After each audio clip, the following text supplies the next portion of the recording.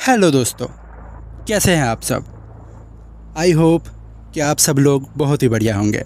आज की कहानी हमें जिस दोस्त ने बताया है उनका नाम है वेंकटेश, और ये घटना उन्हीं के कज़न सिस्टर, एक तरीके से उनकी दीदी के साथ घटी थी जब वो सिर्फ 18 साल के थे, और आज की डेट पे वो लगभग 30-31 साल के होंगे। तो चलिए दोस्तों, उन्हीं के ज़ुबानी सुन लेते हैं ये दिल दहला देने वाली स्टोरी। Let's start. मेरा नाम वेंकटेश है। घर पे सब लोग मुझे वेंकी बोल के पुकारते हैं। हम सब मदुराई के एक छोटे से गांव में रहते हैं। ये घटना है 2012 साल की, जब मेरे मौसी की बेटी, जो कि मुझसे 5 साल बड़ी है, वो प्रेग्नेंट हो गई थी। उसकी ससुराल हमारे गांव से ज़्यादा दूर नहीं था, तो हम लोग उसे देखने जाने वाले थे, पर अचानक कुछ ऐसा घट जिसे सुन के कोई भी विश्वास नहीं करेगा। उनका नाम सुलेखा है। मैं उन्हें सुलेखा दीदी बोल के पुकारता हूँ। सुलेखा दीदी एक बहुत ही धार्मिक औरत थी, और बल्कि अभी भी है। शादी के पहले से ही उनके और उनके आसपास के सभी गांव में जितने भी मंदिर थे, वो सब में जाती रहती थी। मंदिरों में जाना, पूजा पाठ करना, वो मानो इन्हीं सब में खोई रहती थी। लेकिन शादी के बाद, और ख़ास तौर पे जब से वो प्रेग्नेंट हुई थी और 6 महीने लगभग हो चुका था, उनके लिए अकेले मंदिर जा पाना बिल्कुल ही नामुमकिन सा हो गया था। इसलिए वो शाम को जब जीजाजी घर पे आते थे, तब उनके साथ ही मंदिर जाया करती थी। पर एक बार उनके पति को काम के सिलसिले में दूसरे शहर में जाना पड़ गया, लगभग 4 दिन के लिए। उन्होंने 2 दिन मंदिर बिना जाए तो काट लिए, पर तीसरे दिन से उनका मन बिल्कुल ही नहीं लग रहा था घर में, और आखिरकार शाम के टाइम में वो हर बार की तरह नारियल, फूल और बाकी पूजा की सामान लेके घर से निकल पड़ी।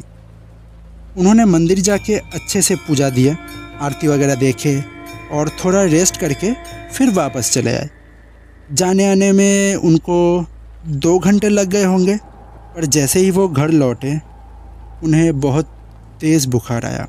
घर पे सिर्फ उनकी बूढ़ी सास रहती थी उनके साथ, और उन्हें अर्थराइटिस की बीमारी थी। तो वो जैसे तैसे डॉक्टर को और मेरे पापा को फ़ोन कर पाई, क्योंकि हम लोग ही उनके सबसे नज़दीक रहते थे। इसीलिए मेरे पापा झटपट उनके वहाँ पे पहुँचे, और वो डॉक्टर को भी साथ में लेके ही आए थे। डॉक्टर ने आके उन्हें चेक किए और बताया कि ये बिल्कुल नॉर्मल फीवर है और इसमें कोई डरने वाली बात नहीं है। लेकिन अजीब बात तो ये थी कि दवाई से उनका बुखार तो उतर गया था, लेकिन पता नहीं क्यों अगले ही दिन शाम के ठीक 7 बजे फिर से वही तेज़ बुखार आ गया। और उसके नेक्स्ट दिन भी लगातार 2 दिन ऐसा चलने के बाद जब उनके पति वापस आए, तो उन्हें इस हालत में देख के बहुत ही परेशान हो गए। उन्होंने दीदी को बहुत से डॉक्टरों को भी दिखाया, शहर में भी लेके गए ताकि उनका अच्छा इलाज हो सके, पर कोई भी डॉक्टर उनके इस बीमारी का असली कारण बता ही नहीं पा रहा था। एक दिन की बात है, मैं मेरे मम्मी पापा के साथ उस दिन दीदी को देखने जाने वाला था। उन्हें देख के मुझे ऐसा लगा कि मानो इनमें अब जान बची ही नहीं है। उन्हें इस हालत में देखकर मुझे बहुत बुरा लगा। उस दिन हम सब लोगों के लिए खाना बनाने में मेरी माँ उनकी सास की मदद कर रही थी। दोपहर के टाइम हम सब खाने बैठे, लेकिन दीदी की तबीयत ख़राब होने की वजह से उन्हें बिस्तर के पास टेबल लगा के खाने को दिया गया था। लेकिन तभी एक चौंका देने वाली बात हुई। दीदी ने वो पूरी खाने की थाली हम लोगों की तरफ ज़ोर से फेंक दिए, और एक अजीबोगरीब आवाज़ में बोलने लगी, मुझे मांस ला के दो, मैं ये सब नहीं खाऊंगी। हम सब हैरान रह गए। जो लड़की बचपन से कभी भी मांस मच्छी की स्मेल तक बर्दाश्त नहीं कर सकती थी, वो आज अचानक मांस क्यों खाना चाहेगी।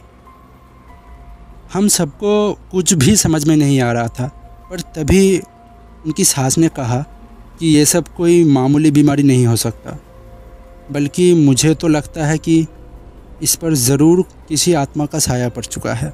और ये बात सुन के हम सब बेहद डर गए थे, और दीदी के लिए फ़िक्र और भी ज़्यादा बढ़ चुकी थी। लेकिन उनके सास ने हमें बताया कि उन्होंने पहले भी ऐसे भूत चुड़ैल ने पकड़ी है, ऐसे लोगों की मदद की है। और इसी सिलसिले में उनके पहचान में एक काफ़ी अच्छे पंडित जी भी है, लेकिन पंडित जी के वहाँ दीदी को ले जा पाना ही एक मुश्किल काम बन गया था। उस दिन की बात मुझे आज तक याद है कि कैसे 4 हट्टे-कट्टे मर्द मिलके भी उनको संभाल नहीं पा रहे थे और वो बुरी तरह से सबको गाली दिए जा रही थी, चिल्ला रही थी। उनके मुंह से एक की जगह 2-2 आवाज़ें निकल रही थी। आखिरकार सब लोग थक हार के बैठ ही गए। उनके पास जो भी जा रहा था वो उनको नोच रही थी, पागलों की तरह काट रही थी। ये सब देख के आखिरकार हम लोगों ने पंडित जी को ही यहाँ बुलाने का सोचा। और जैसे ही पंडित जी ने इस घर के दहलीज पे कदम रखी ना, उन्होंने संग संग हमें बोला कि इस घर में बहुत ही खतरनाक चुड़ैल का साया पड़ा हुआ है। और फिर जब उनको दीदी के कमरे में ले जाया गया, उन्हें देखने भर से ही दीदी बेहद गंदी गालियाँ देने लगी। लेकिन पंडित जी ने भी उनके पास जाके उनके सिर पे हाथ रखा और कुछ मंत्र पढ़ने लगे।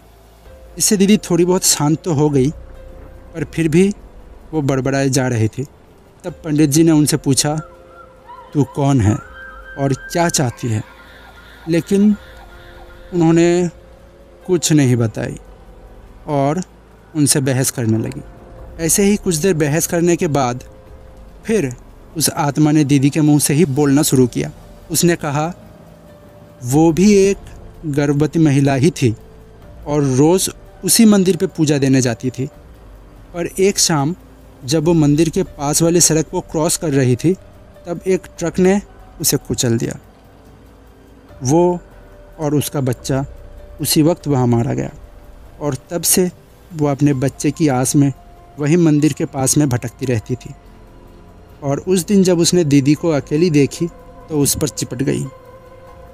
उस आत्मा ने यह भी कहा कि अगले 1 हफ्ते के अंदर वो मेरी दीदी के बच्चे को ले जाएगी। हम सब ये सुन के बहुत डर गए थे और पंडित जी से विनती करी कि वो कुछ करे, पर पंडित जी बिल्कुल शांत थे। उन्होंने उस आत्मा से कहा कि जो उसके साथ हुआ वो बहुत ही दर्दनाक था, पर अगर वो और किसी बच्चे को नुकसान पहुंचाएगी तो उसको कभी भी मुक्ति नहीं मिलेगी। इसलिए वो मेरे दीदी और उनके बच्चे को छोड़ दे, बदले में वो उसकी मुक्ति का बंदोबस्त कर देंगे।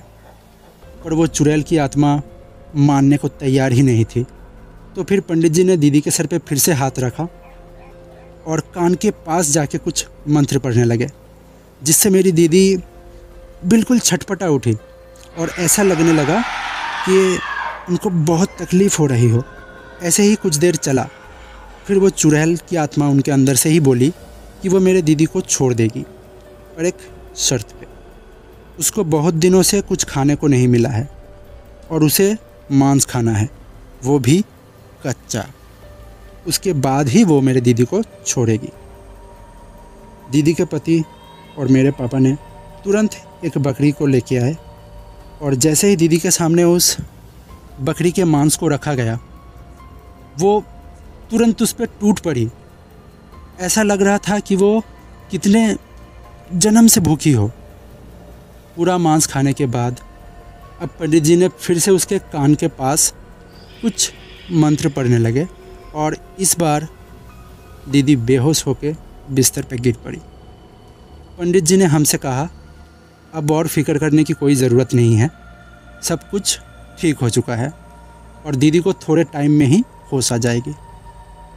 हम सब ने उनका बेहद शुक्रिया अदा किए और उनको उनके घर तक मेरे पापा ने छोड़ के आए, पर जाने से पहले उन्होंने घर की शुद्धिकरण भी करवा दिए।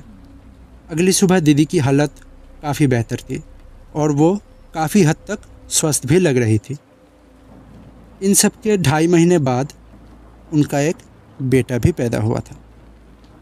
पर उस दिन पंडित जी ने हम लोगों को एक बात बोली थी जो सबको माननी चाहिए। उन्होंने कहा था, गर्भवती हालत में किसी भी महिला को शाम के वक्त अकेली घर के बाहर नहीं जाना चाहिए। उस वक्त ऐसी बहुत सी शक्तियाँ होती हैं जो उनकी ओर बहुत ही जल्दी आकर्षित हो जाता है। तो दोस्तों, ये सीख तुम लोगों के लिए भी है और आज की स्टोरी यहीं पे होती है ख़त्म। कमेंट में बताना कि तुम लोगों को कैसा लगा ये स्टोरी। और प्लीज़ यारो, अगर ये स्टोरी तुम लोगों को थोड़ी भी अच्छी लगी है तो लाइक करो, और ऐसी स्टोरी तुम्हें और भी सुनने मिले इसीलिए प्लीज़ इस चैनल को सब्सक्राइब भी कर दो। आपकी इस छोटे से काम से मुझे बहुत ही ज़्यादा मोटिवेशन मिलता है।